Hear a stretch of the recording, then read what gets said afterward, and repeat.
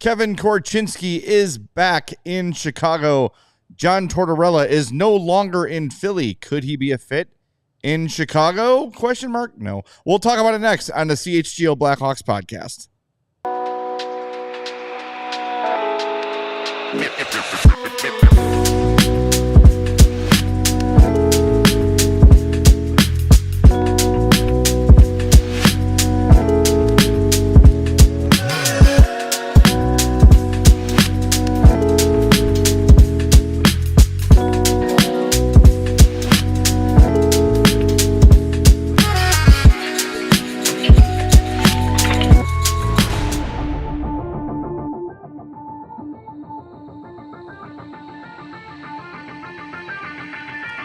Welcome into the CHGO Blackhawks podcast presented by Bet365. Download the Bet365 app and use the code CHGO365 when you sign up. Whatever the moment, it's never ordinary at Bet365. And in live podcasting, nothing's ordinary either. Whoa.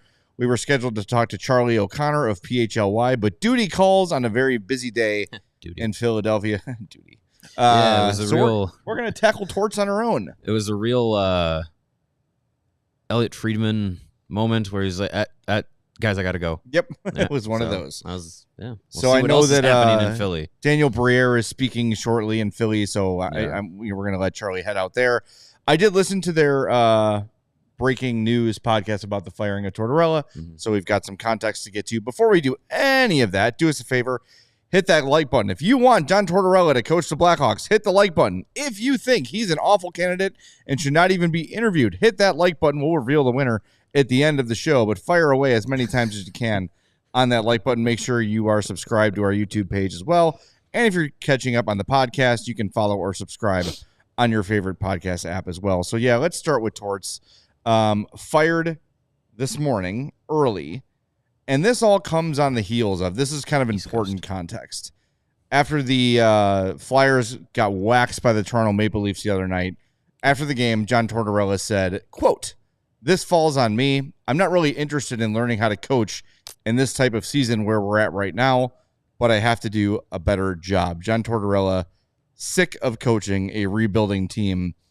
And when you talk about what the Flyers are doing versus what the Blackhawks are doing, a little bit different. Yeah, the Flyers are trying to do the old rebuild on the fly.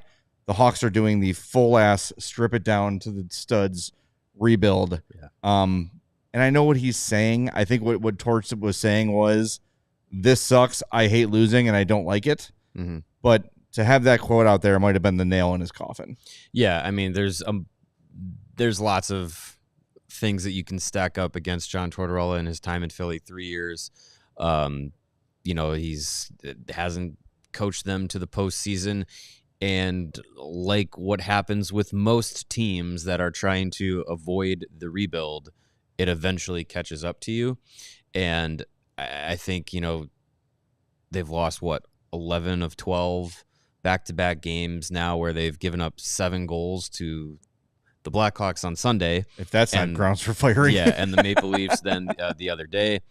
Then he says this. I mean, you got to look at it and think, like, if you're in that locker room and your head coach is saying, "I have no interest in coaching this way," then what's your incentive, to keep trying to push and get to the end of the year and play with some pride or whatnot? Like, when John Tortorella is a guy that's just like, I'm out, then your team's going to follow you, and too. even if he was on board to start and dude, don't say it publicly. You've got guys in that room who are trying. You've got players there who are trying to do the best they can. You've got young players like Michkov and others who are trying to develop and learn on a job and want to have the support of their coach. And when he says, "I'm not really interested in doing this anymore," okay, great. And I recognize the irony. I think it's irony of us spending last night's show pretty much 55 of the 60 minutes lamenting the fact that there's no passion and no argument on anything from Anders Sorensen and that they need a coach that will fight. But I think what we're looking for here in Chicago is something between Sorensen and Tortorella. Yeah. Yeah, I think the idea that you want someone that's going to stand up for your team, that's going to show some emotion on the bench.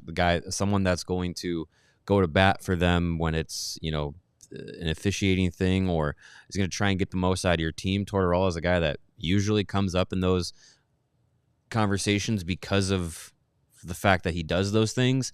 But look at, since Philly has basically said, like, oh, we're going to, push off the rebuild, whatever, and then embraced the rebuild. This goes to last year. I remember he made some sort of comments around, the fact that they were going into a rebuild and, having to figure out how to coach a team that's in that situation. Like, he is not a guy that is a rebuilding team coach. And as much as we've talked about for next season, this team trying to take another step, get beyond that bottom of the league rebuilding phase and go to the next step, it still is not going to be a roster that is conducive to John Tortorella's style, because it's going to be a lot of young guys. It's going to be a lot of guys who are going to be still learning at the NHL level and making mistakes. And young guys who make mistakes under John Tortorella sit in the press box. Yes, they do. They sit for entire periods. They sit for half of games. I mean, we saw it with Patrick Laine when he was in Columbus. We saw it with Michkov earlier this year with the Flyers. Like, I don't want John Tortorella and that mentality anywhere near this Blackhawks team, and who is supposed to be, making up the majority of the roster next season. It's going to be young guys. I don't want him. No, not at all. And same thing for Quenneville. Quenneville did the same exact, for a multitude of reasons. Joel Quenneville, yes, and John Quenneville, too. He's gone too. Quenneville, the same thing. When he was here, young guys that needed to grow and learn and make mistakes very quickly out of the lineup. So you need someone who's going to be able to live with that, but also, not be complacent with it. Yeah, and I think, one of the things that Briere said in his statement was that Torts helped the Flyers develop a culture and to learn what it meant to be a Flyer again and all those sort of things. And I think that's just kind of paying lip service to a guy who gave you 3 years and you're like, I got to say something nice about him.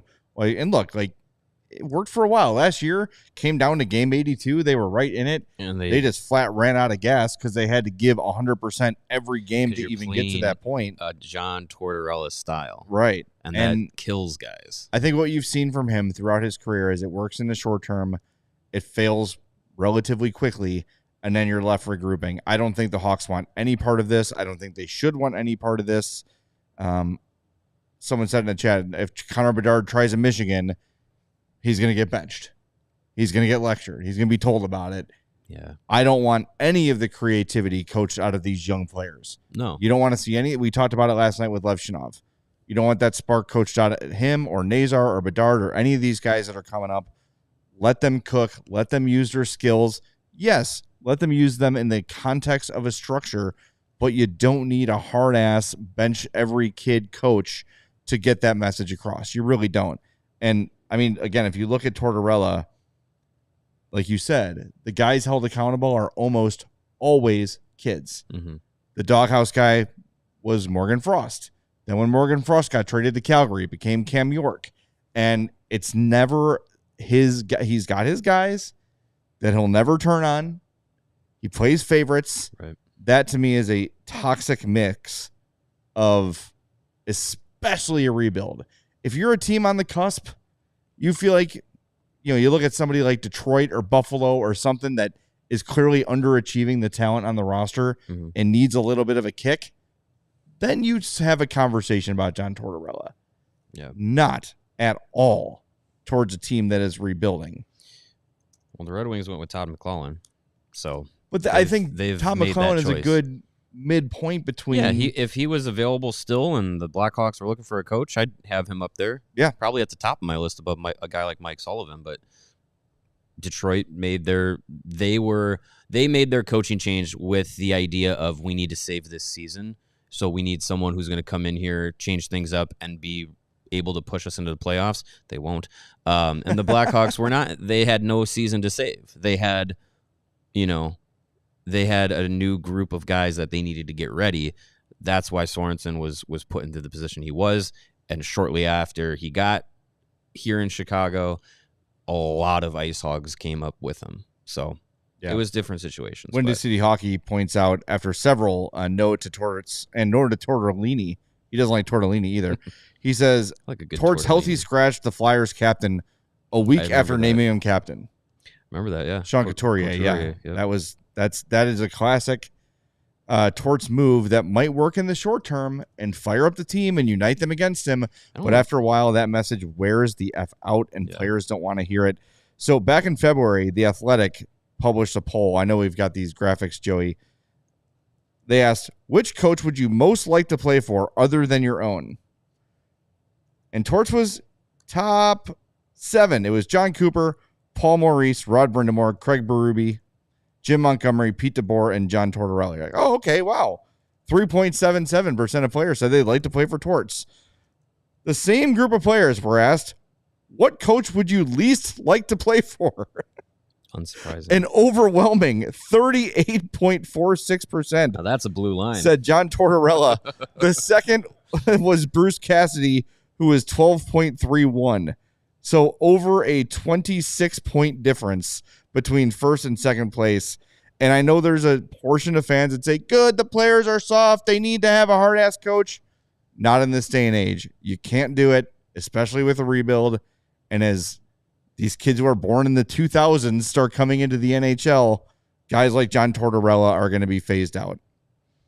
Yeah. It's going to happen. Yeah, I think they're... And that's, for me, that is where the David Carl fit. I think that would be the biggest reasoning that I would have with him being the next Blackhawks coach, is because of how young the team is going to be and the atmosphere that he's coming from, having success at Denver, having success with Team USA at the World Juniors, being able to have coached some of the players that are going to be part of the Blackhawks at those stops, but also be able to just kind of connect and coach those young players. That's part of why I would want David Carl if he's available and would be interested in coaching in the NHL.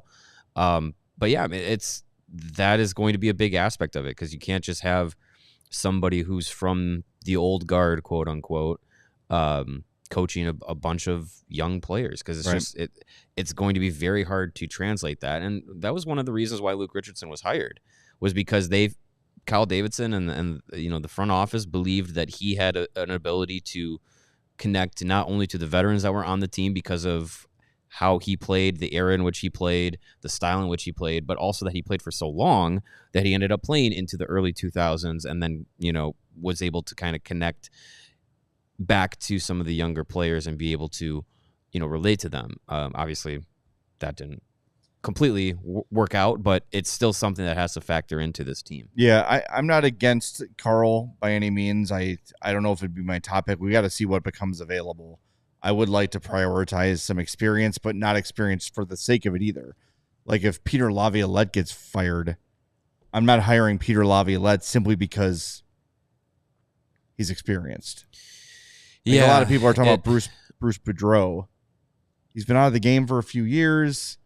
The end wasn't great for him anyway. There's veteran guys I want. Yeah. Cooper, Sullivan. Yeah. That ilk. But if it's not one of those guys, then I like Carl a lot. Yeah, I mean, because it's still hockey, right? And I think where we want someone to have NHL experience, I think that comes into what we've been talking about in the last couple of games, especially last night, was having some sort of rapport around the league with officials and like how much that makes a difference. And I just think that it's finding that balance between someone who's got the resume and someone who also, has the ability to coach what this team is going to be like. And it's going to be young. It's going to get younger. Like there's a couple guys on this team that are going to be here next year that are veterans, a little bit older, a guy like Nick Foligno. You have Jason Dickinson. I mean, he's close to 30. Tavo, like these guys that are in that spot, they're not necessarily old, but they're the veterans. But for this team. But it's going to be a lot of under 25 and, guys making their NHL debuts a lot next year. So it's going to be someone that has to bridge that gap of the kind of player you have. All right, asked and answered. No to Torts. And I would say the chat seems to be pretty much overwhelmingly with us on this. So we're going to hit the break zone, come back, and talk about Kevin Korchinsky. We're going to hear from him, too, on the other side of this break on CHGO Blackhawks, powered by Bet365. And speaking of Bet365, whatever the moment, it's never ordinary at Bet365. New customers now get $150 in bonus bets when you bet $5, win or lose. Sign up, use the code CHGO365, deposit $10, and place a bet for $5 to get $150 in bonus bets if your bet wins or loses. They've got their NHL early payout offer. With the Bet365 early payout offer, you're a winner if your team gains a 3-goal lead with an instant payout on straight bets and parlay selections marked as winners. Download the app, use the code CHGO365 when you sign up. You'll get that $150 in bonus bets when you bet $5, win or lose. Sign up, use the code CHGO365, deposit $10, and place a $5 bet to get $150 in bonus bets if your bet wins or loses. Bonus bets can be used on the spread, totals, player props, futures, and more. Whatever the moment, it's never ordinary at Bet365. Must be 21 plus. And if you or someone you know has a gambling problem, crisis counseling and referral services can be accessed by calling 1-800-GAMBLER. There's just a few games left in this Blackhawks season. But if you're looking to get out to the United Center for a game, or if you're a fan that is not in Chicago and you're going to catch them on the road, find your tickets through our friends at Gametime. Gametime has a great feature called Gametime Picks, which makes getting tickets to see your favorite teams play live even easier because Gametime Picks filters out the fluff to show you only incredible deals on great seats, so you don't have to waste your time searching through thousands of tickets to find the best seat or the best deal. And what's great about Gametime is it's not just sports. So if you're somehow listening to this podcast or watching us on YouTube or on your television and you're not a sports fan, but you love the opera or Broadway or live music more than you love sports, you can find tickets to all those kinds of events through our friends at Gametime. The curation makes it super easy to save on all those types of events. And they have the all-in pricing feature, which shows you the total up front, so there's no surprise fees on your tickets at checkout. And what's even better is the lowest price guarantee from Gametime. If you go to a different site and somehow, some way, find the same ticket at a different price, a lower price, Gametime will credit you 110% of the difference of that ticket because that is how much they care that you are getting the best deal through them. Download the Gametime app, create an account, and use the code CHGO. When you do that, you're going to get $20 off your first purchase. Terms do apply. Again, create an account, redeem the code CHGO, and get $20 off. Download Gametime today because what time is it? Game time. Game time. Nice. It's also good job. 2:50. It is, yes. 2:50 Central.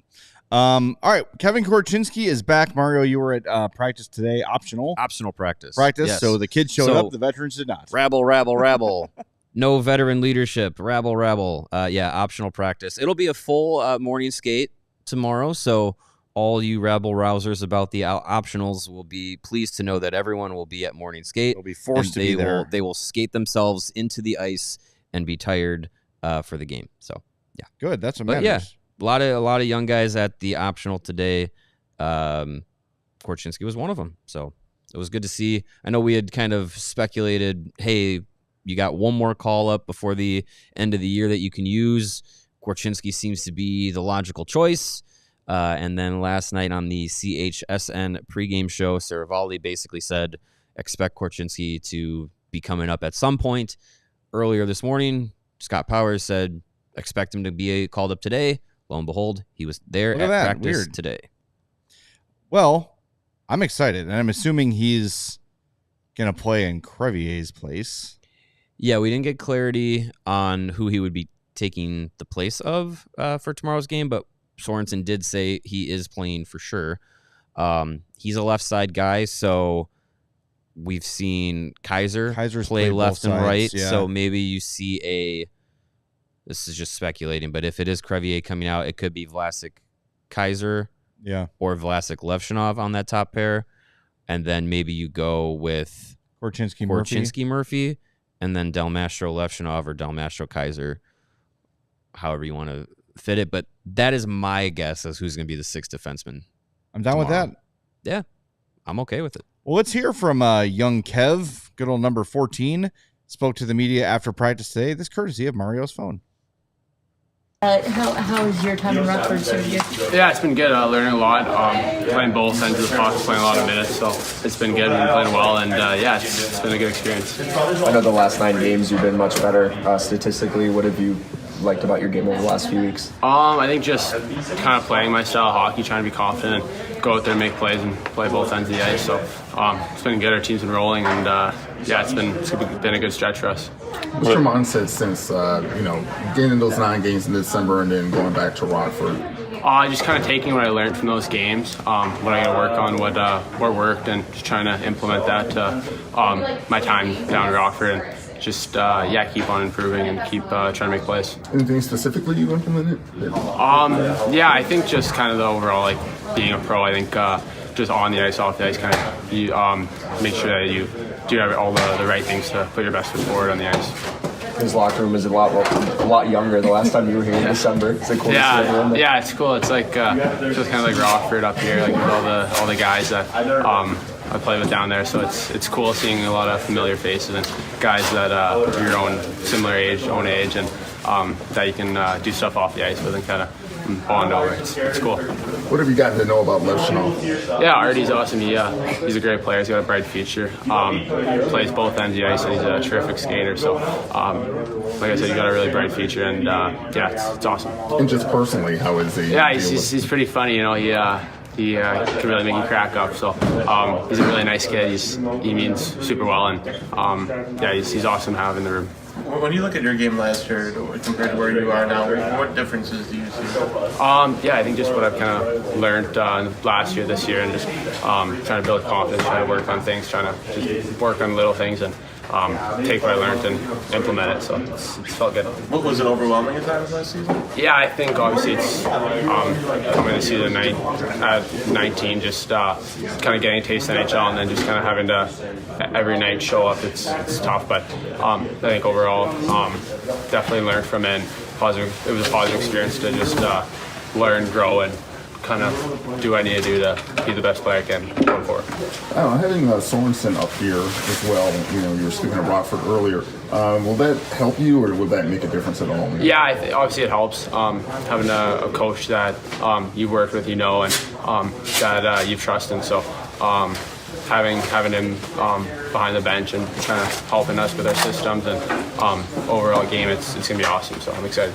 You told us in December that, obviously he wanted you to work on your defense, but also maintain your creativity. Is that the same message he gave to you? Yeah. He just said play your game. Obviously you gotta defend hard and work your gap up. You gotta be stifling, but overall you gotta play your game, and whether that's springing offense or creating off the rush or helping transition, you just gotta implement that to your game. There he is, Kevin Korchinsky, and mysteriously missing from the chat is Holly. Maybe did not know we were going to have shirtless Kevin Korchinsky. She passed out when we started the video. We would have saw like a bunch of on the keyboard from her head hitting the keyboard if she knew that was coming. See, it's what happens when you sleep, Holly. Korchinsky is one of those guys that is just like, as soon as the shoulder pads are off, and he doesn't. Some guys wear stuff under their pads, some don't. As soon as they're off, he's just like, yeah, okay, whatever. He like still got his pants and him and Vlasic, they air everything that's like still on. For me, I feel like I would want to be like, let me get all this gear off and then sit down, put on a shirt and a hat, and be presentable. But some guys are just like, yeah, I'm good. I don't take my shirt off in public at all. So, well, to each I'd their run own. into a stall and put a shirt on before the media saw me. I interviewed Colton Sissons. This is back when I was in Milwaukee, and as was he, obviously covering the Milwaukee Admirals. Interviewed him in a towel. That was interesting. You were in the towel, or he was? Well, he was. Yeah. It would have been more interesting. Would have been more had interesting. you been in a towel. If I was the one in the towel, he would have had questions for me. Hey, I got a couple. Just catch him off guard a little bit. Yeah. Colton, what are your thoughts on the game? And, obviously, you don't have a shirt on, Yeah. obviously, and I gotta say, Mind if I sit with this towel on? Right. Yeah. The obvious. I will say the obvious quotient lowered. Yeah. The obvious per 60 down a little bit for Kevin. He's maturing. Still Yeah. 20. He's got a lot of Dylan Strome in him, and where he's very fast talker. He's a fast skater and a fast talker as well. Yeah. Well, I'm genuinely though. I am excited about him being back, and I think we got that quick glimpse this year of what was it, 7 games or so, whatever it was, 9 games back and in he looked December. He looked different. He looked way more rounded, way calmer on the ice.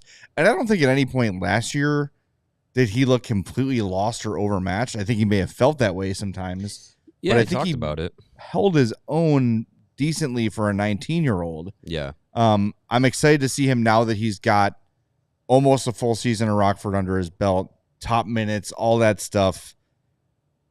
It's exciting. And I think we're finally getting to that point where you can see the light at the end of the tunnel a little bit on this thing. And, oh, yeah, you're about to add another top 3 pick probably. Mm-hmm. And, like, the arrow is pointed up. And yeah, absolutely. Even despite last night's result, I think we saw a lot of young guys playing very well, and that has to be encouraging for Hawks fans. It's here. It's like the rebuild has arrived. Mm-hmm. Yeah.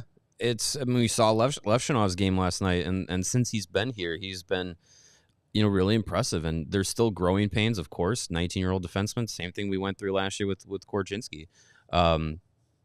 These young players are getting their NHL legs. They're able to stretch them a little bit now, and that's what you want to see. That's what this whole second half of this season, basically, when it was long gone and Richardson was fired and all that stuff, like that was like, all right, let's get these young guys up here, get them ready, because next year is where you're going to start seeing the full realization of this next wave of Blackhawks hockey start to get here and establish themselves, and this is all part of that. So, Korchinsky coming back up, he's been great in Rockford. He's played in all the situations. He's playing huge minutes. I think last I saw, he was like 5th in the AHL as far as like ice time per game. Not sure if that was for everybody or just defensemen, but usually it's defensemen at the top anyways. So he's getting all those minutes. He's getting all those responsibilities in Rockford, and he's been doing really well with them. So he's not going to get as much ice time and as many responsibilities being here, but it would be nice if he's here for the next couple of games before he goes back to Rockford, which I fully assume he will before the end of the regular season, so the Ice Hawks can get those guys down there as they get ready for the postseason. But while he's here, maybe give him some power play time. Give him the opportunity to create offensively like you've done with Levshinov. Give Korchinsky some time on power play too. I'm completely in favor of that, because that's the role that he should play once he's in the NHL, is being on that offensive side of things. All right, we got to hit the break zone one more time. Do us a favor, please hit that like button. Get us over 100 by the time we're back. We'd really appreciate that. And be sure to subscribe to the YouTube page as well. Back in a moment on CHGO Blackhawks, powered by Bet365.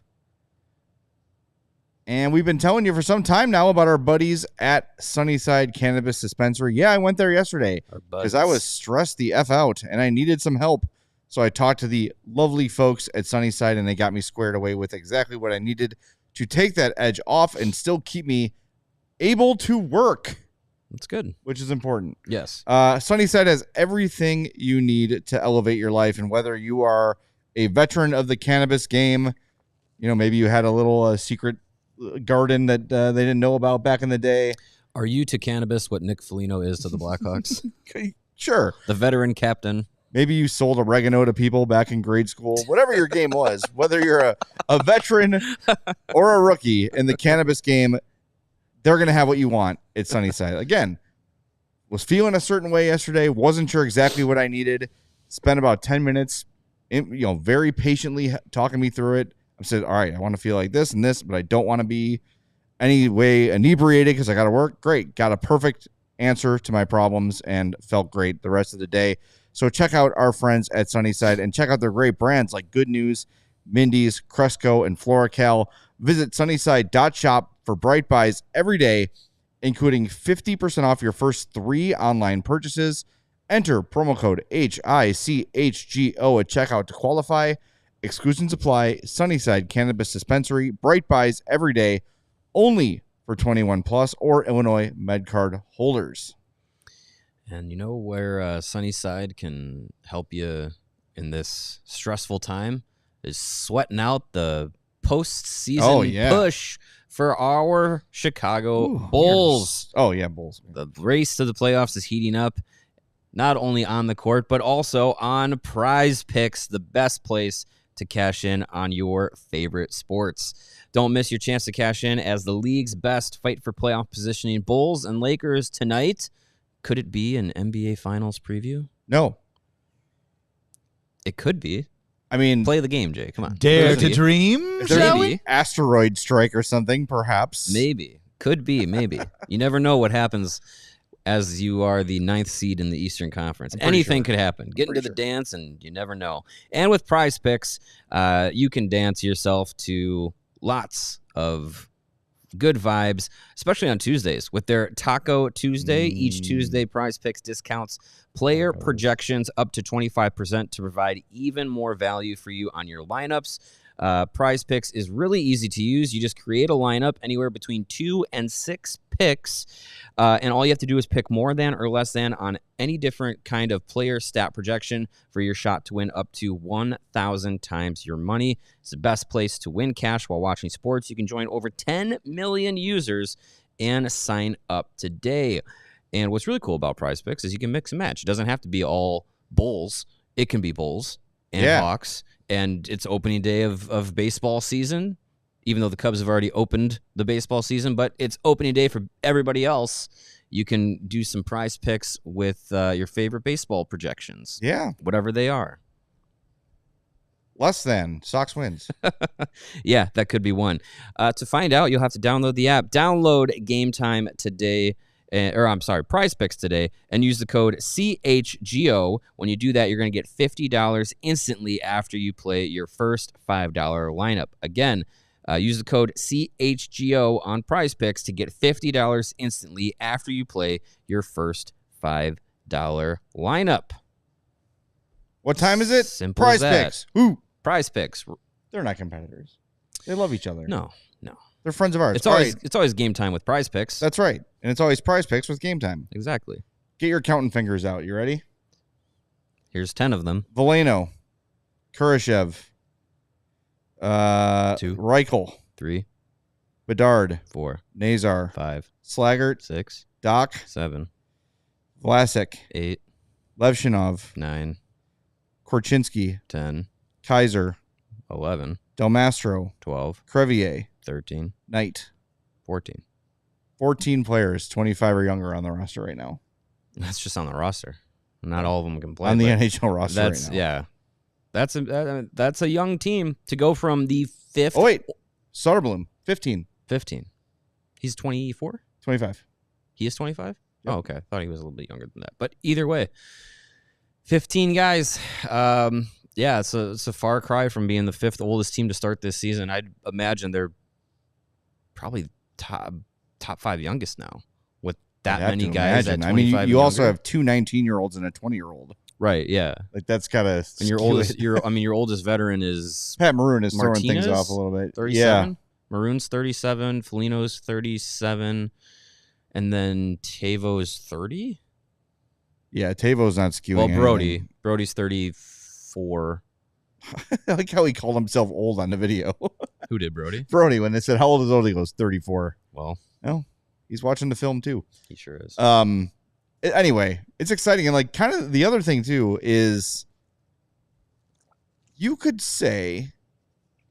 argue that they've played, maybe saying their best hockey is a bit of a stretch. But it's certainly the most entertaining. Yeah, it gives you... They're in games. It gives you stuff to care about. They give you some bright spots. They give you some hope. The comeback effort last night, I actually was like, maybe.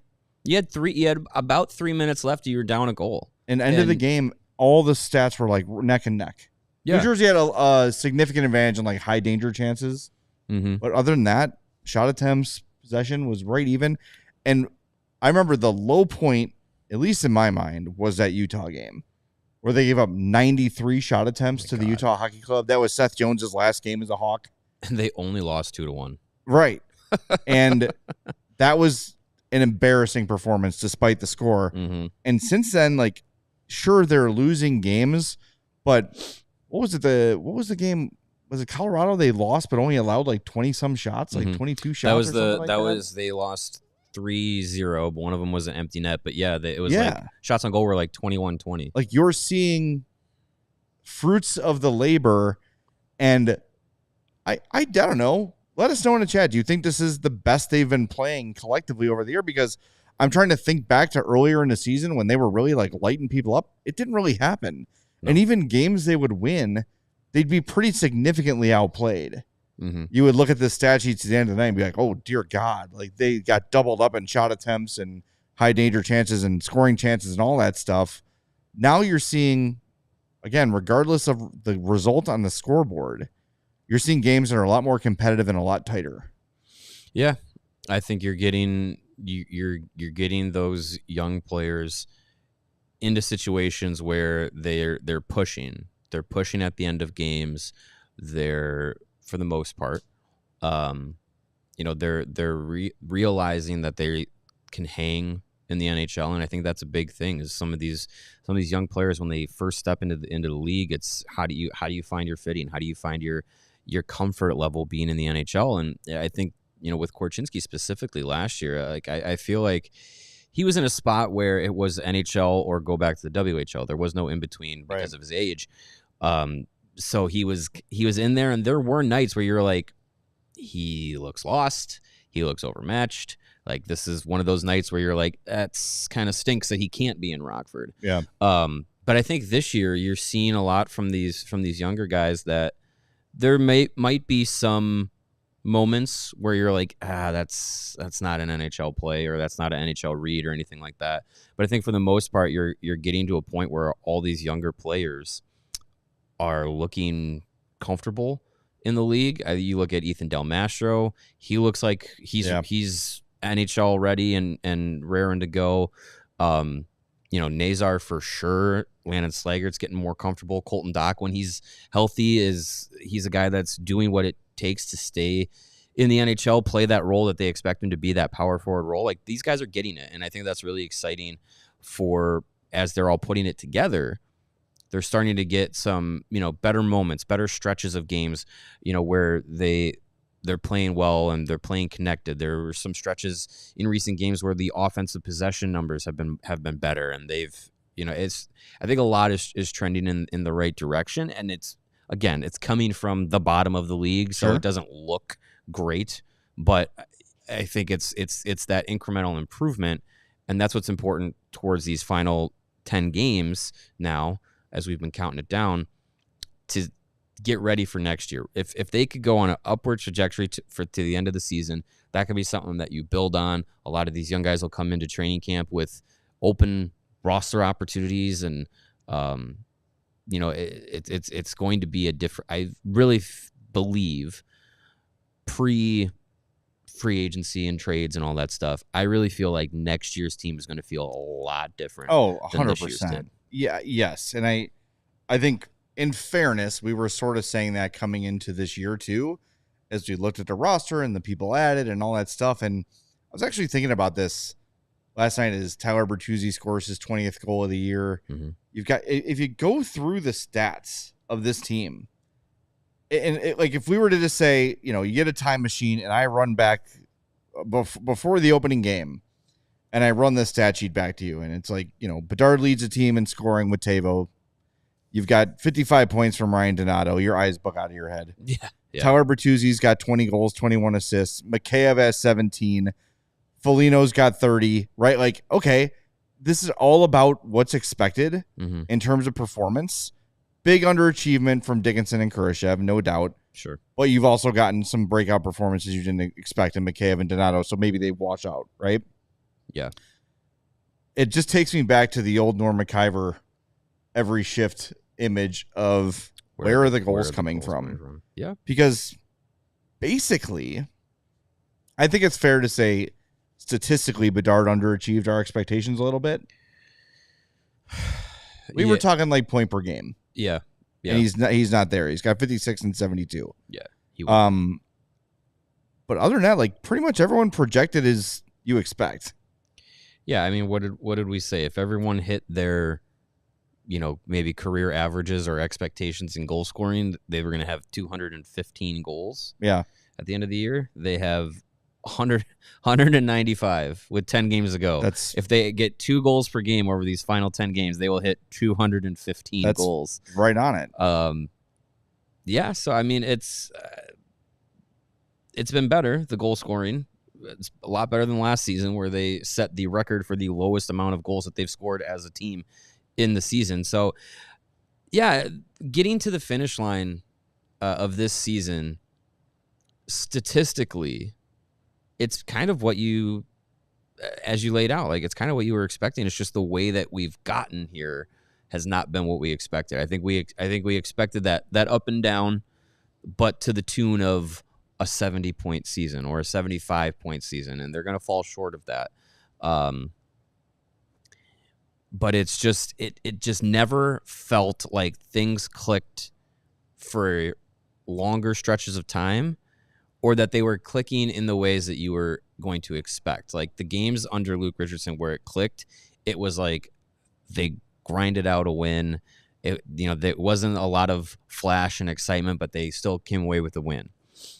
Under Sorensen, there have been a number of times where they've put up big numbers, and they've, the game against the Flyers, scoring 7. That's the most that they've scored in a game in a game this year. And you're seeing the young guys' creativity kind of expand, and their footing in the league expand. So that's been fun, but it hasn't been that like steady, like, hey, this is all going in the right direction, or this is all going according to plan kind of feeling. It's been, who was it, Saravalli that said in that segment where we kind of talked about it a couple days ago with him and Jason Gregor comparing the Sharks and the Blackhawks. He basically said, like, the Chicago's gone through the most miserable season in the league this year. And I'm like, he's not wrong. The way that we've gotten here, the way that we've gotten here this season has been a slog. And it's perceived as such. 100%. And the breaking down of Bedard's moods and his words and all this stuff compared to what the Sharks have gone through, I think they're having so much fun being last place. It's just completely different. I just think the Bedard part of it is such a huge, huge piece. Just think about, like, even games the Hawks lose where Bedard has 2 points. Right. It just feels different. Yeah. And I have lost zero faith in Connor Bedard's ability to become a superstar, to end his career as one of the best Blackhawks ever. Like, I still fully believe that that's going to happen. But I think maybe if the production was a little higher this year from him, it would feel a little different. It's not his fault. Mm-hmm. But I think people were so excited about it. The expectations were so high for him that they thought he was going to be great immediately, like Taves and Kane were, because of a supporting cast and because they're different kind of players. And it didn't happen. I think that was a big part of it. You also have to factor in the TV stuff, all the other nonsense around the team that played a role. You lose a coach, you bring in an interim that's not really setting the world on fire in any way, shape, or form, and it just feels bad. And you also have your 2 big free agent acquisitions in Teuvo and Bertuzzi, again, achieved what you expected on paper, but had massive slumps wrapped around massive hot streaks. So it didn't feel as and maybe if those guys had spread, if Teuvo spread his 56 points a little more evenly, and he's less up and down for him than it was for Bertuzzi. Well, that first, when we got to the 60 game mark of the season, the first 30 games of the year, he had, 13 points, and then that was when he was at 33 or 34 points over the second 30 games of the season. Yeah. It was completely two different stretches of play. So yeah, those first 30 games, it was streaky and it was underachieving, and then basically the back 2/3 of this year for Tavo have been what we expected out of him. And I would even argue you could say he overachieved the back. I don't think anyone expected him to be on a point per game pace this year. Yeah, and that's where he's been since game 60. Yeah. So, I think a lot of people, like I've heard people mentioning, well, they should buy out Bertuzzi. I think Bertuzzi becomes a lot more effective when your team has the puck. Yeah, like he makes his hay in front of the net. That's where, I mean, how many times has he scored the goal he scored last night where he puts his foot behind the blade? Yeah, and just guides it right at the doorstep. I feel like half of his 20 at least have been scored that way, but that stuff doesn't happen if you don't have the puck. Right. He doesn't create his own offense. He doesn't create his own shot. Leech is the wrong word, but he's a guy that he's like a raccoon, cleans up the scraps, right? He's a scavenger. He's not going to create, but he's going to help guys pile up points. And the more the Hawks have the puck, the more production he's going to have, and he'll be a nice piece on your middle six when it's time for this team to really take strides. And I think, again, if you're talking about drafting Misa and he comes to the NHL next season, everyone's going to slot down more appropriately. You look at your Dickinsons, and I was thinking about this too with Joe Veleno last night. Joe Veleno is no great shakes. I don't think anyone's running out to buy a number 90 jersey.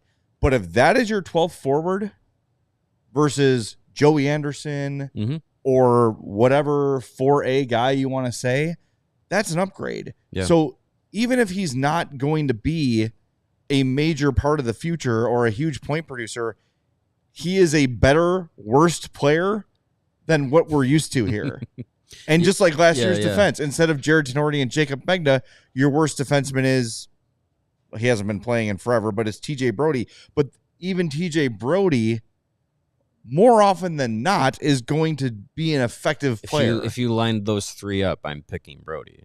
100% of the GMs in hockey are doing the same. Yeah. So when your bottom everything gets raised up and you get guys in better roles, you don't have Jason Dickinson having to be your second line center. He can be your third or maybe fourth. Everything seems to line up better, even with the same guys, because there's not going to be a ton of turnover next year. But when when the bottom of your roster is more talented, you're not putting guys out that don't belong. The higher your floor is, the less like room for error or margin for, bad hockey for there to be. Yeah. And I think we're getting to that point. And I think if your young guys are the ones ascending up the list rather than, if Veleno outplays himself or something like that, that's what you want. You want these guys that are part of the next wave of, this rebuild, this first wave of the rebuild. You want those guys to be the ones that are going up the lineup, and it's fine to have guys like a Joe Veleno be your 12th forward. And I think next year we're going to see that. We're going to see those young guys get those opportunities. And if you have Joe Veleno have a career year like Ryan Donato is this year, like all the better, because that's going to mean that the guys around him are probably going to be better too. And it just kind of elevates that competition. And I know competition for roster spots and stuff, that was kind of a buzz coming into this season for some of the young guys. And we saw Frank Nazar not make the team out of camp. And, there were some expectations that he would, some assumptions that he would, guys like Colton Dock as well. Even Lucas Reichel, it was just like, it's not a foregone conclusion he's going to make this team. He did, and has actually had a pretty good year, all things considered. But I think next year, it's not going to be young guys have to push out the vets. It's young guys have to, you got to find your own pecking order. Yeah. And just because you were a first-round pick, Kevin Korchinsky, doesn't mean you're going to get a roster spot ahead of a guy like Ethan Del Mastro, former 4th-round pick. Those things are going to have to be earned, and that's where that competition comes in. And I think that's how we're going to see things evolve, and how you look at how this team needs to grow and how these young guys need to become more acclimated to the NHL game and the pro mindset. That's all going to evolve. It's not going to be you have to push Pat Maroon out of this lineup spot. It's you have to earn this over someone else who's in the same boat as you are and just as hungry as you are. You guys have to, it's the scene in Dark Knight. You crack the pool stick in half and toss it on the floor and say, "There's one spot open. Right? Who wants it?" Tryouts. Exactly. Ooh, that was good. That's very good. I thought Heath Ledger was in this room, which would have been big news. That would scare me. That would be big news.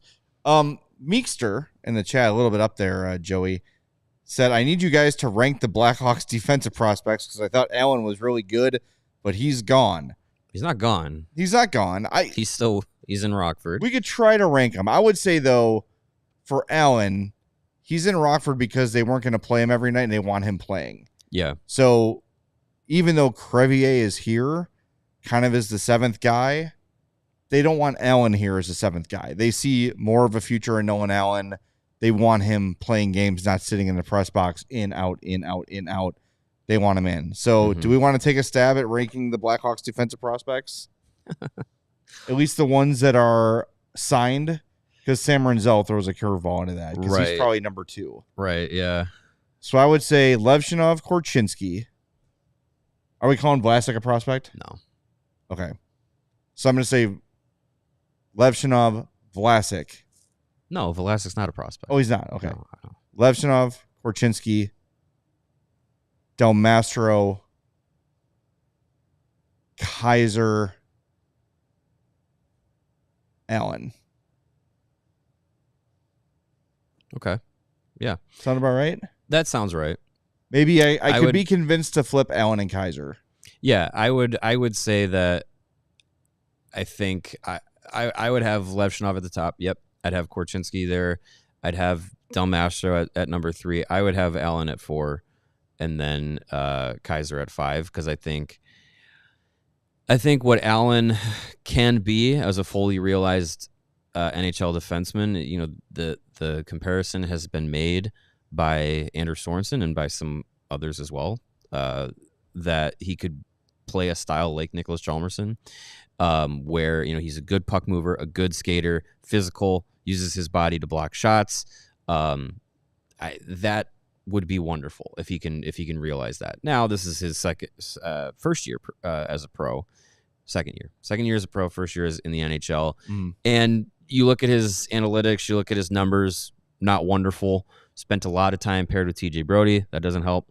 But certainly not. But I think for the most part, when you'd watch Nolan Allen, you'd be like, yeah, I can see it. I can see those parts of his game, and I can see where they can develop. And now, like you said, like he's getting more time than he would be here in Chicago. He's getting more of that in Rockford. And he's going to be a guy that's going to push for one of those 6 spots in the NHL next season. But that's not to say that Wyatt Kaiser is a scrub. Far from it. Like he's a guy that is shown an extra level to his game that he's gotten as the year has progressed. Wyatt Kaiser at the beginning of the season to this year is a different player, a more confident player, and his skating ability, his physicality. I think it's all ramped up as this season has gone. So again, like you're getting to a point where not all of these defensemen are going to be lifelong Blackhawks, and you gotta. For these guys, that's internal competition to see who wants to be here, who wants to be a part of this, rather than being the guy of odd man out. Here's a new opportunity elsewhere. They want us to add Renzel. I'm putting Renzel second after Levshinov. Yeah, I would too. Yeah, and this especially if you ask Frank Saravalli, he loves Sam Renzel, amped up over Sam Renzel. I mean, Renzel, he's ahead of where I think anyone expected him to be, including the Hawks. I when they drafted him, the conversation was this is a 3 to 4 year project guy that if he hits his ceiling as a prospect, he's going to be really special. But that would have been after basically 3 years of college hockey, and he's now at the point where he's wrapping up year 2. Minnesota plays tonight against UMass. He's at the end of year 2, and it's just like you're looking at your watch, counting down the seconds until he can become a professional, because his game has just taken leaps and bounds since he's been drafted. And we saw him at camp, and he was a different dude. Mm-hmm. Like, just in terms of physical build, firmer.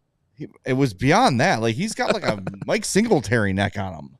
Yeah, he looked NHL ready. We've been saying that about Del Mastro for like 3 or 4 years. Right. When the last time they had the on ice prospect camp, it was like, is there a pro out there? It's young that's Chris Ethan Del Pronger Mastro out there. Yeah, he just looked huge. But Renzel, who was drafted as this like string bean, huge development project, in short order has grown into an adult pro body and has been excellent in the college game. And maybe we should be rooting for UMass tonight to see if Sam Renzel gets here sooner.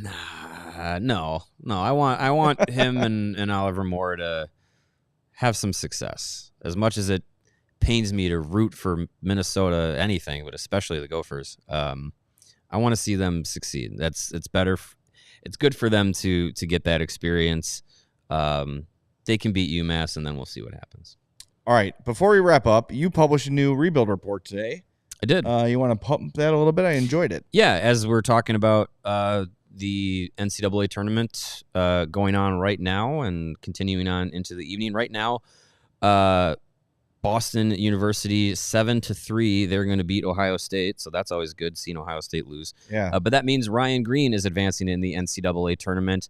And the newest rebuild report was getting everybody caught up and prepared as the prospect system. All the guys in North America, their postseason start tonight. Talking about the college stuff. Tonight and tomorrow. Tonight and tomorrow also opens the OHL playoffs. Every Blackhawks prospect that plays in the OHL is playing in the postseason, so that's great. And then also touched on a couple of guys playing over in Europe. Roman Kantsarov with Metalurg in the KHL. They're already underway. Ilya Safanov with Akbar's also underway. And then also mentioned Victor Schoenberg, who is with Warschau in Sweden. Their playoffs also underway. So a lot of prospects playing in the postseason. Ice Hogs postseason is essentially locked in. Just going to see where their seeding ends up. They're probably going to be either the 5th or the 4th seed in the Central Division. So whether they're hosting or will be on the road for that play-in round, that looks like they're going to be in that spot. So yeah, as much as we miss postseason hockey for the Blackhawks, you can get a little bit of your fix with the prospects being able to play in those high-pressure games. Yep, it's going to be very enjoyable. I am selfishly wanting all of them to lose because I want to see them here. I don't care. You're going to have to wait at least one more game for Ryan Green, as Boston, like I said, is going to have a decisive win over Ohio State. Green, by the way, 2 assists in this game as it is wrapping up final minute here. So not a bad way to end your career before joining Chicago. All right, do we have any super chats we got to knock out? We got one on the screen right now from Michael Evans. Michael Evans, $2 says, been waiting for your report, Mario. Well, you got it. You got it. And if you want to read it, you got to be a diehard at allchgo.com. Take advantage of that. You get access to all of our great written content, including my Blackhawks beat, which comes out early in the week, depending on schedule, game schedule. Rebuild report comes out a lot with a ton on the way with the draft on the horizon here.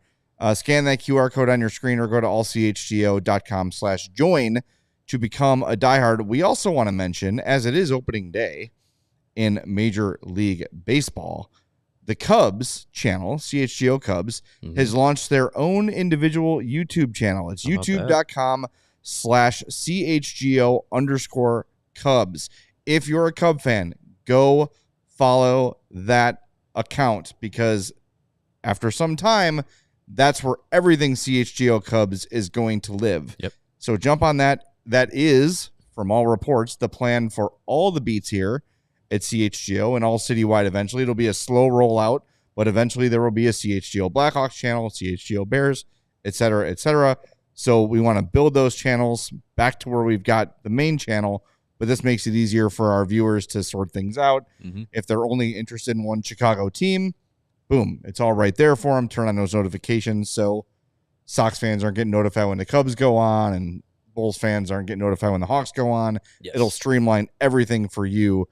We've taken that feedback from our listeners, and we are implementing it. It's not easy. It takes time, but it's starting with the Cubs. So again, follow them, youtube.com/CHGO_Cubs. And again, they'll have your post-game show tonight, late night, as they are kicking off the season in, where are they, Arizona? Arizona. Yeah. All right. Against the PHNX Diamondbacks. Yeah. Go Cubs. Should Cubs, be a very mid-season where they finish average. And then they go to Sacramento to play the Sacktown A's. I thought the A's weren't claiming a city this year. Well, I mean, I think they're playing, like, we're talking playing. Jurisdiction, right? Yeah, so I think people are going to have a lot of fun with exactly where they're playing and what jurisdiction they will be representing. I wish they would have kept their, whatever that was, the City Connect hats or whatever it was, where they were literally the ass hats. That would have been great. Yeah. Well, take your Mando to Sacktown just to be safe. Absolutely. All right, we are back tomorrow. Hawks post-game show. Who are they playing tomorrow? I forgot. The Knights that are golden. The Golden Knights. That should end well. We'll talk to you after that game for the return of Kevin Korchinsky right here on the CHGO Blackhawks podcast, powered by Bet365. We all silly like the mayor.